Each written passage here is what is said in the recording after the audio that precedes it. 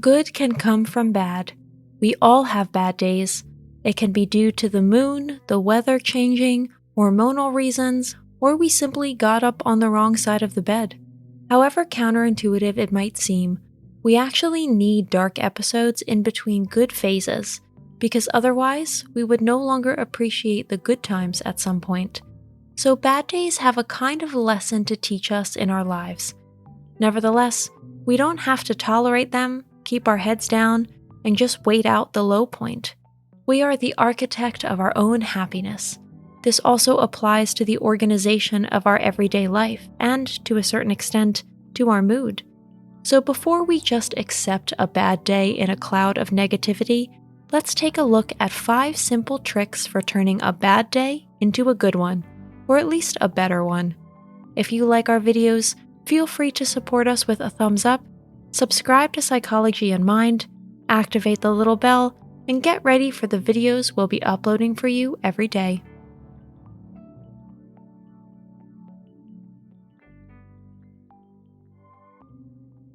Number 1, allow your feelings space. Negative moods and feelings such as anger, sadness, rage, and world weariness have one thing in common. They want to be heard, that is, felt and consciously perceived. The more we ignore them or try to fight them, the more powerful they become. Figuratively speaking, they use the subconscious to gather their troops and, at the next best opportunity, usually when we are not expecting it at all, mercilessly take us by force. So on bad days, it's definitely a good idea to get to the bottom of what's causing your predicament emotionally. Which outlet you use is up to you. You can put your feelings into words and write them down on paper, meditate, listen to music, take a long walk, or seek advice from a friend. The more channels you can use to vent your anger, frustration, and sadness, the better. But please don't confuse this exercise with taking out your bad mood on other people. No one deserves that, and there's no specific person to blame anyway, but rather a conglomeration of circumstances. Number 2, shadow work. Parts of our personality that we repeatedly suppress and perhaps even reject become a shadowy existence in our lives. On bad days, they come to the surface and use our weaknesses to their advantage.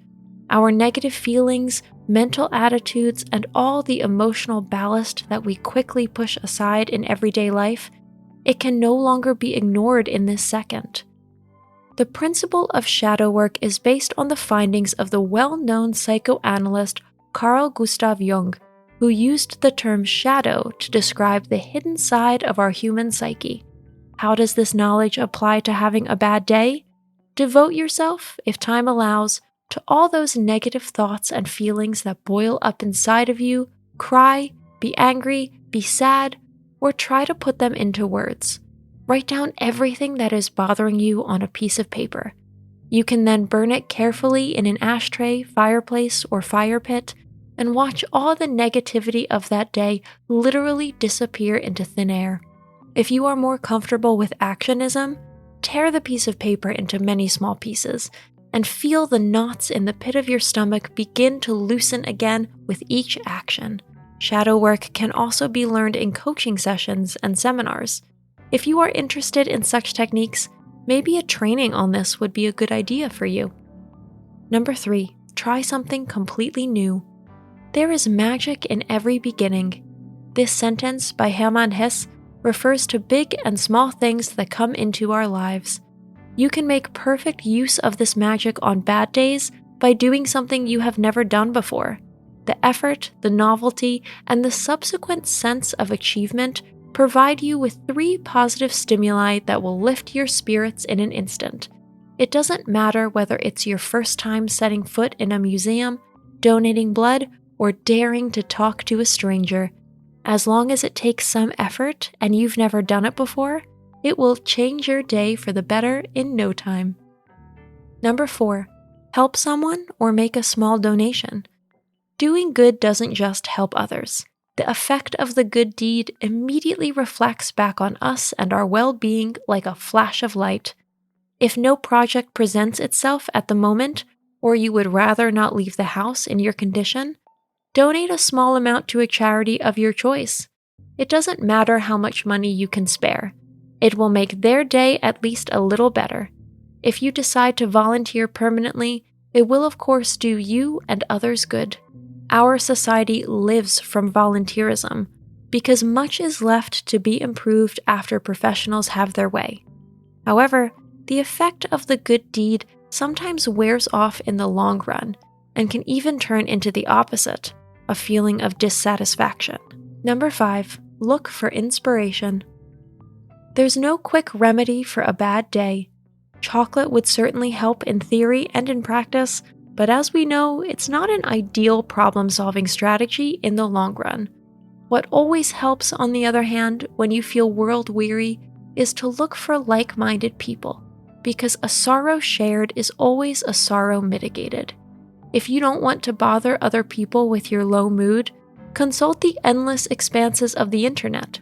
There are so many inspiring people sharing their experiences and wealth of knowledge with the world on Instagram, YouTube, and other sites.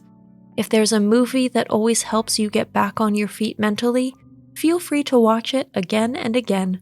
The Hollywood Dream Factory does a great job, at least in terms of escapism. If there are famous personalities that you find great and admirable, delve into their biographies and let yourself be inspired by their lives, which probably weren't always easy either. It doesn't matter which tool you choose to get back on the sunny side emotionally and psychologically. As John Lennon so aptly put it, whatever gets you through the night is fine. Today's conclusion: one bad day or many bad days. Without them, we would not appreciate the good ones. Even the great Goethe recognized this fact when he once wrote, "Nothing is harder to bear than a series of good days." Presumably, our minds occasionally need a break from too many beautiful experiences. Our psyche needs a day full of comfortable dreariness, and our emotional life needs a simple time out. Bad moods can even be quite healing now and then. Afterwards, we recognize the good and beautiful things more readily and feel more gratitude for them.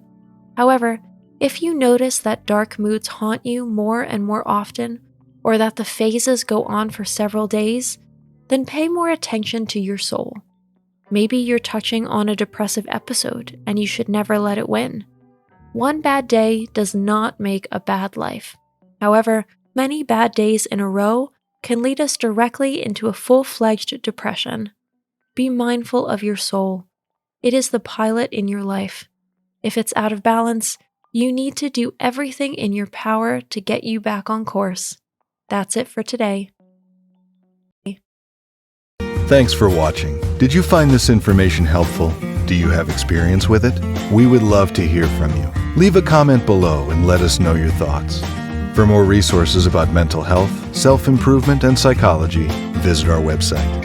You'll find the link in the video description where you can also connect with us on social media and sign up for our email list.